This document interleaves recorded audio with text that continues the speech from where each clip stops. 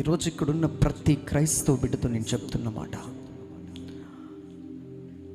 మీరు ఆత్మ పొందుకొని గట్టిగా అరవచ్చు. You can shout in the presence of the Lord. మీరు ప్రతి హోల్ నైట్ ప్రేయర్లో ఉండవచ్చు.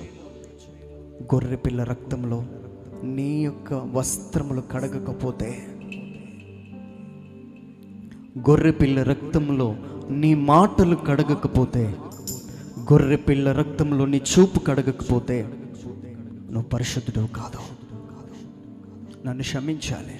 నువ్వు చర్చికి చాలా సహాయం చేస్తుండవచ్చు.